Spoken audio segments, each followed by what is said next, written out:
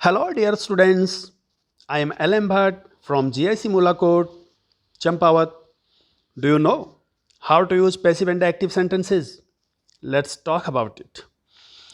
When I was in school, my English teacher always said, don't use passive sentences. That's not the best way to express something.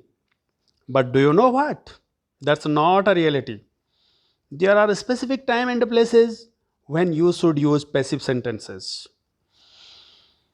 और ख़ास तौर से आपके लिए आपके board examination में क्वेश्चन नंबर 11 का पार्ट ए 2 मार्क्स का पूछा जाएगा एक्टिव वॉइस से पैसिव वॉइस में कन्वर्ट करने के लिए. तो at first today in this first episode I am going to describe voice, then what active and passive voices are, and then when to use them. सबसे पहले voice किसको बोलते हैं? The voice of a verb tells whether the subject of the sentence performs or receives the action. In English, there are two voices, passive and active.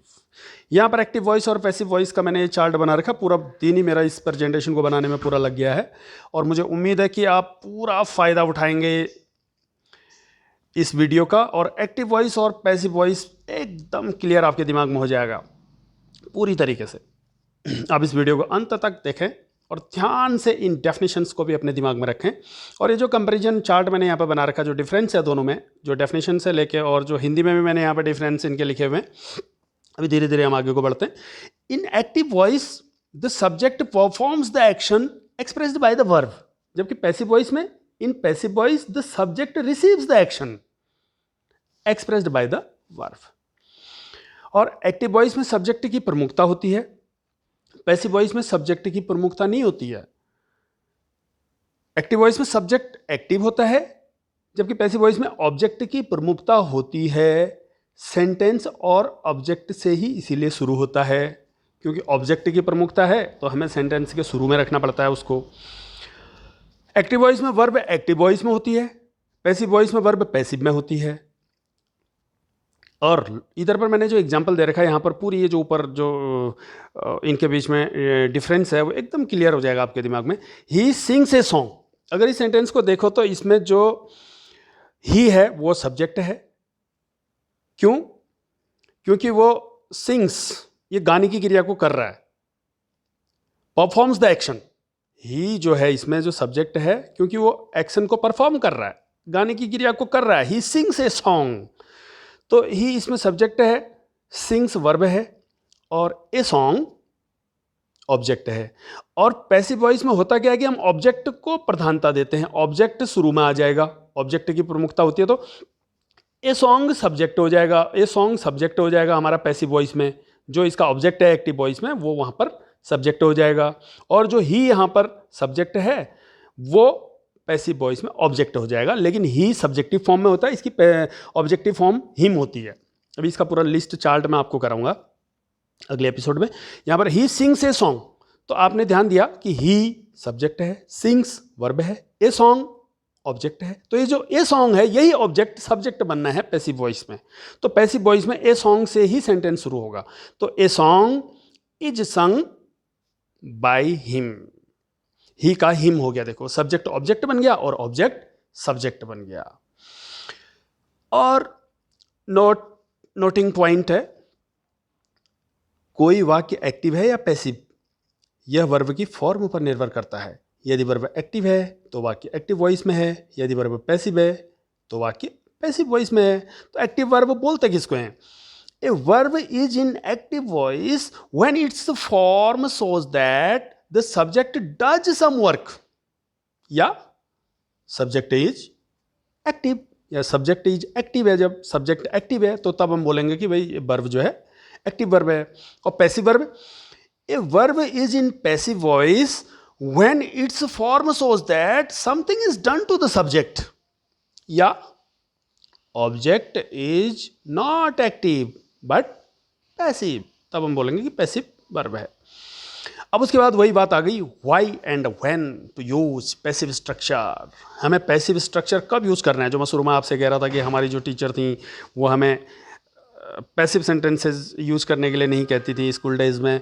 तो आखिर कब हम passive structure का यूज़ करते हैं। उसकी कंडीशन पहली, जब सब्जेक्ट का पता नहीं हो, जब हमें पता नहीं हो कि सब्जेक्ट क्या है, जब सब्जेक्ट का पता नहीं हो या यह बताने की आवश्यकता नहीं हो कि कार्य किसने किया, ऑब्जेक्ट को ही हम प्रमुखता देते हैं। जब जैसे this mosque was built years ago, हमें बोल रहे हैं कि दिस मॉस्क, मॉस्क का मतलब मस्जिद, जो ये मॉस्क है वॉज बिल्ट ईयर्स अगो, वर्षों पहले बनी। हम ये कहना चाह रहे हैं किसने बनाई, हम ये नहीं कहना चाह रहे हैं जो बिल्ट, बनाने की जो क्रिया जिसने की, वास्तव में जो सब्जेक्ट था इस क्रिया को करने वाला, हमें उसको प्रमुखता नहीं दे रहे हैं। हम यहाँ मॉस्क को, ऑब्जेक्ट जो था उसको महत्व दे रहे हैं।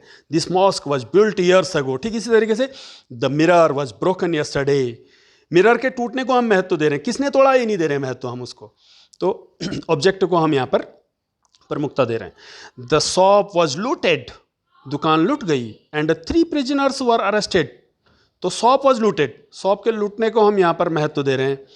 तो यहाँ पर हमें सब्जेक्ट गया तो पता नहीं है या हम उसको महत्व नहीं दे रहे हैं। ए बॉम्ब वॉज एक्सप्लोडेड, बम फटा, बम ऑब्जेक्ट है वो फटा, किसने फोड़ा ये नहीं महत्व दे रहे हैं हम। जो एक्सप्लोड वाली क्रिया जिसने करी है वास्तव में वो यहाँ पर पैसिव है, उसको हम यहाँ पर प्रमुखता नहीं दे रहे हैं। ए बॉम्ब ऑब्जेक्ट को हम प्रमुखता दे रहे हैं। तो ऐसी स्थितियों में हम पैसिव स्ट्रक्चर का यूज करते हैं, पैसिव वॉइस का यूज करते हैं। दूसरी कंडीशन, जब ऑब्जेक्ट को महत्व दिया जाना आवश्यक हो, जब ऑब्जेक्ट को ही महत्व दिया जाना आवश्यक हो, जैसे the letter was written by mister Ganesh, mister Ganesh को महत्व नहीं दे रहे हम, लेटर के उसके लिखे जाने को महत्व दे रहे हैं। The white tiger was killed by the Hunter, Hunter को हम उतना महत्व नहीं दे रहे हैं क्योंकि वास्तव में मारा तो हंटर ने है वो, लेकिन उसको हमने ऑब्जेक्ट में डाला हुआ है, जबकि जो उसका ऑब्जेक्ट था the white tiger was killed, white tiger के मारे जाने को हम ज़्यादा प्रमुखता दे रहे हैं, ऑब्जेक्ट को ज़्यादा प्रमुखता दे रहे हैं। जब हमें ऑब्जेक्ट को ज़्यादा महत्व दिया जाना हो, ज़्यादा प्रमुखता दी जानी हो, तब हम पैसिव वॉइस का यूज़ करते हैं। और ख़ासतौर से साइंटिफिक एंड टेक्निकल राइटिंग्स में पैसिव वॉइस का प्रयोग किया जाता है क्योंकि वहाँ सब्जेक्ट का महत्व नहीं होता, या महत्व होता भी है तो हम इन्वेंशन को ज़्यादा प्रमुखता देते हैं कि उसने क्या आविष्कार किया, हम उसको ज़्यादा महत्व देते हैं।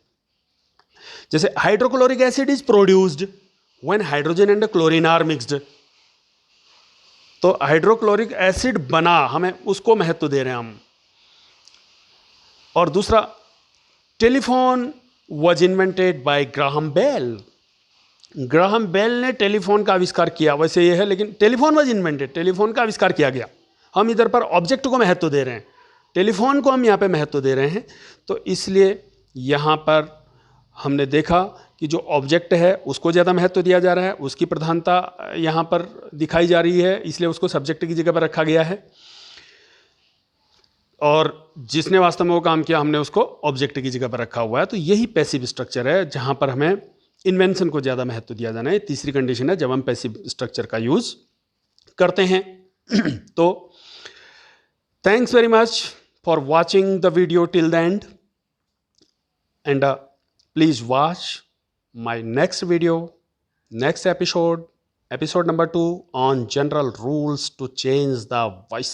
और ये वीडियो बहुत इंपॉर्टेंट होने वाला है आप सबके लिए, और इसलिए अगला वीडियो इसका आप जरूर देखें क्योंकि उसमें सारे मैं रूल्स बताने वाला हूँ जहाँ पर एकदम स्थिति क्लियर आपके दिमाग में हो जाएगी और एक्टिव पैसिव बिल्कुल अच्छी तरीके से आपकी समझ में आने लग जाएंगे कि एक्टिव से पैसिव कैसे हम कन्वर्ट करेंगे, कैसे हम उसे चेंज करेंगे, एक्टिव से पैसिव सेंटेंस हम कैसे बनाएंगे।